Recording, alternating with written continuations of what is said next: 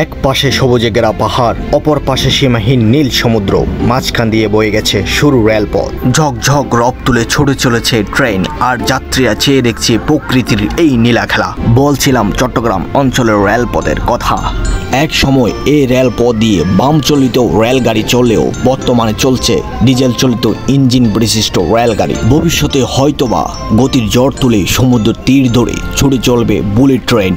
এটি প্রায় 130 বছরের পুরাতন রেলপথ। ব্রিটিশদের কাছে চট্টগ্রাম ও চট্টগ্রাম বন্দরের গুরুত্ব ছিল অনেক বেশি।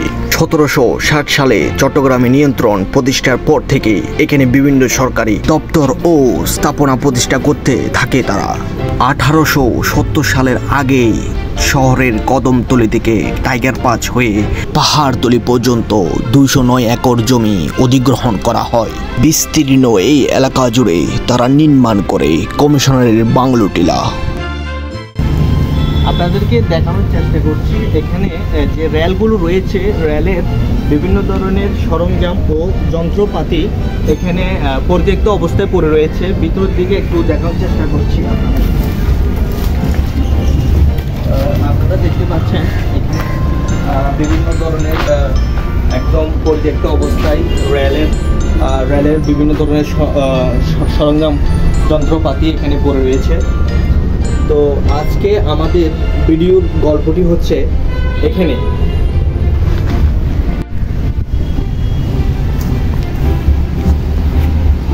এটি এমন একটি পরিত্যক্ত অবস্থান যেটি বাংলাদেশের সবচেয়ে সর্বোত্তম বৃহত্তম একটি জায়গা। আজকে আপনাদেরকে দেখাতে চলেছি।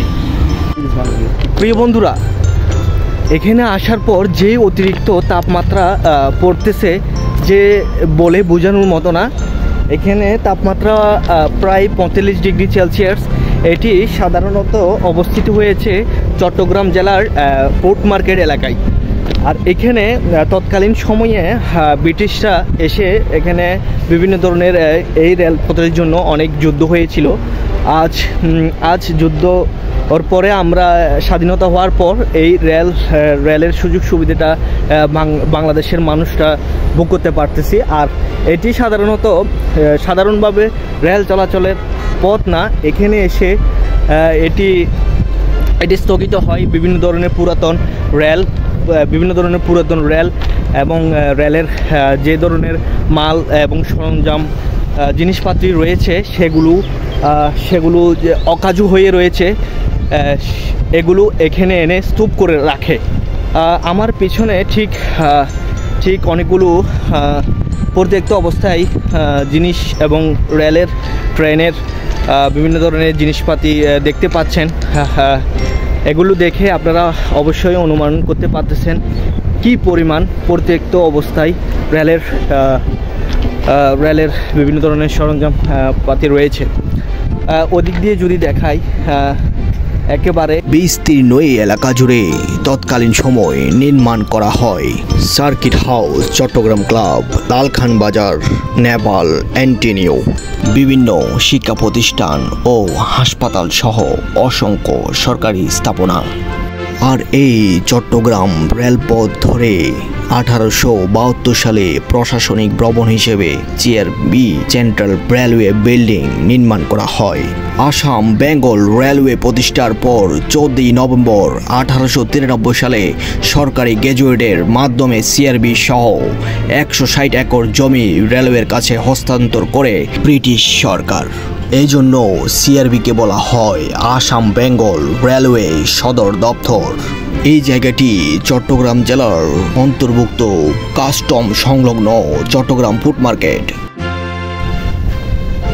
এই দেখুন, আমি যদি আপনাদেরকে এই পাশ থেকে দেখাই যে রেলগুলোর কি অবস্থা, কি পরিমাণ জাঙ্গারে ধরে গিয়েছে।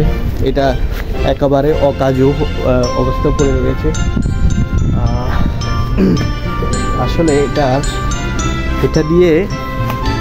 এটা দিয়ে কটকরি, আমাদের গ্রাম্য ভাষা আর কি, কটকরি খাওয়া ছাড়া আর কোনো কিছু করা যাবে না। এটা এমনটাই অকাজু হয়ে পড়ে রয়েছে।